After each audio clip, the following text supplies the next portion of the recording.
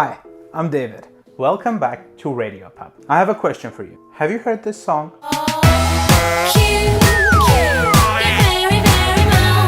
You probably have, as it is F You by Lily Allen, and it was playing everywhere in 2009. But did you know that this song was actually about the 43rd President of the United States, George W. Bush?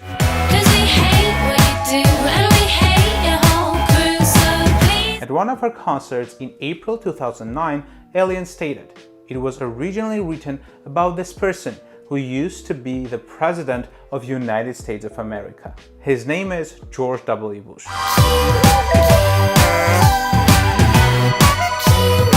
This is not the only song about President Bush. Dear Mr. President, were you a lonely boy? In December 2006, Pink featuring Indigo Girls released Dear Mr. President, which was again about President Bush criticizing several areas of his administration and terms in office. How do you sleep while the rest of us cry? And yes, today we're going to talk about the songs that were written about celebrities. How do you dream when a mother has no...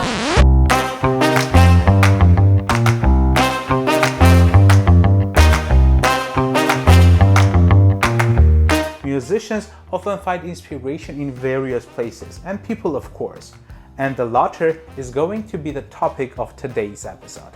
Please note that some of these are rumors or guesses, but I tried my best to show you the ones that were somewhat confirmed by the performer or at least someone from their closest friends or colleagues. Let's start with 2002 and the great song by Justin Timberlake, Cry Me a River. You were my son. Timberlake and Scott Storch wrote Cry Me a River with Timbaland, who produced the song.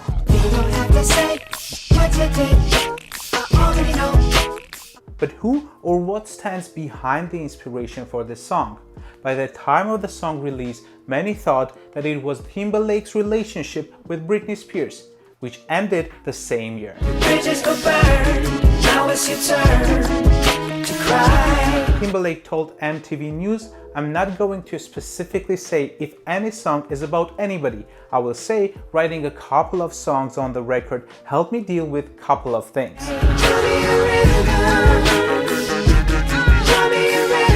Later on, in December 2011, Timbaland admitted that he had written Cry Me a River after an argument with Spears.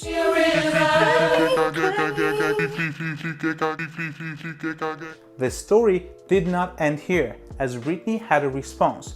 After hearing the song, Spears apparently felt a strong urge to respond, but instead of unleashing an attack of her own, she came back with Every Time. Every Time is a piano-driven pop ballad which lyrically pleads for forgiveness for inadvertently hurting a former lover. Britney Spears composed the music herself and wrote the lyrics with Annette Artani.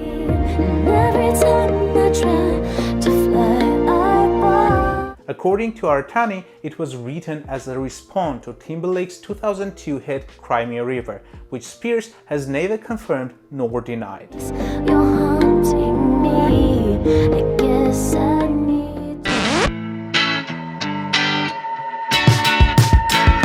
For this one, rather than speaking about the song, let's talk about a person, Pattie Boyd, a woman that inspired 3 songs and all the songs ended up in the charts.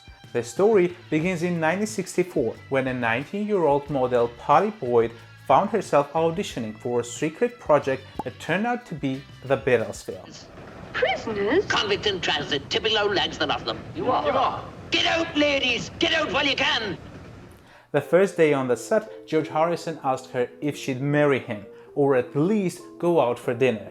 But she had a boyfriend and turned him down. You can't turn down the Beatles all the time. And eventually, when they met the second time, Pattie didn't have a boyfriend, and they started dating. Something in the way she moves. In 1969, the Beatles released Something, which became Harrison's first A-sided single with the Beatles, after it was released on Abbey Road. It made to number 1. Attracts me like no other lover. In her memoir, Wonderful Tonight, Boyd wrote, "He told me in a matter-of-fact way that he had written it for me.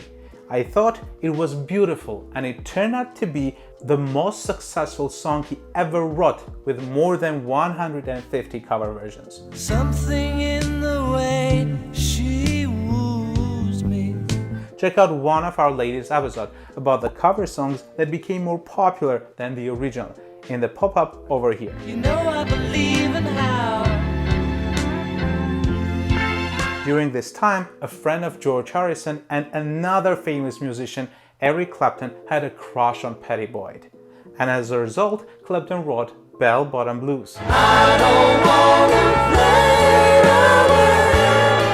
In 1974, Boyd broke up with Harrison due to his continuous affairs with various women, including Ringo Starr's wife.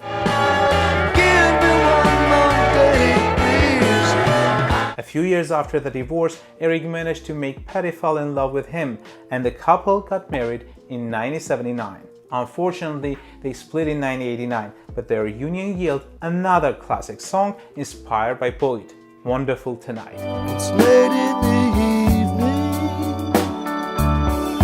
Boyd once said that the songs became happy memories of her relationship with Harrison and Clapton. She mentioned, "I think in my case both George and Eric had inability to communicate their feelings through normal conversation, so they wrote songs." She's wondering what clothes to wear. My favorite part in this story is that even though the two iconic guitarists became part of one of the most popular and also complicated love story in the music history, both Eric Clapton and George Harrison never had resentment toward each other. Even when Clapton got married to Pattie after her divorce from Harrison, the two musicians managed to remain friendly. George even started calling Eric his husband-in-law. You look wonderful tonight. And now let's talk about a ballad that I'm sure is going to stay with us for a long time. All of Me by John Legend. What would I do without your smart mouth drawing me? Just imagine the song that was dedicated to you reaches number 1 on Billboard Hot 100. That will be a great feeling. Unfortunately, I can't brag about it yet. Maybe. Anyway, Chrissy Teigen can, as John Legend wrote the song for his then fiancée, now wife, model Chrissy Teigen. You're crazy and I'm out of my mind. All of Me has become Legend's first number 1 single in the United States.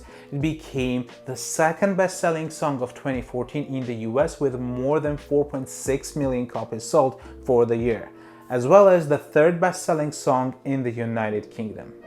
'Cause all of me loves all. The song's music video was shot in Italy just days before their wedding. The video ends with footage from their actual wedding in Lake Como, Italy.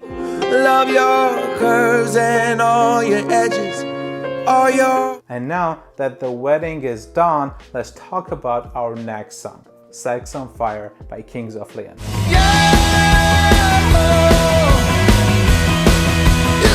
When you name a song Sex on Fire, it is bound to get people's attention. That was certainly true in case of Kings of Leon, who scored a big hit with the tune in 2008.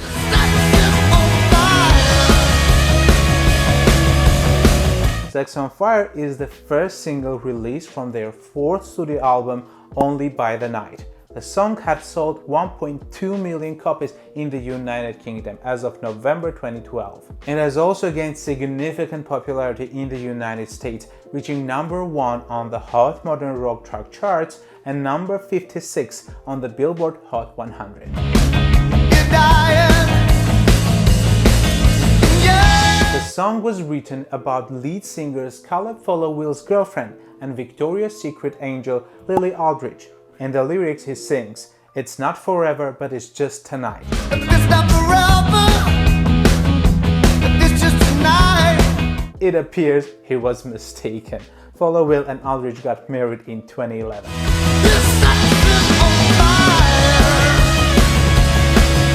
If you like this episode, then click the like button below, and I will make the second part of this topic, as apparently there are a ton of more funny and interesting stories that I'll be happy to share with you. Also, subscribe to our channel, or if you want more, check out our previous episode about Christmas carols and their originals, or Halloween music and how scary music changed the movies once and forever. And let the music inspire you the most. See you next time.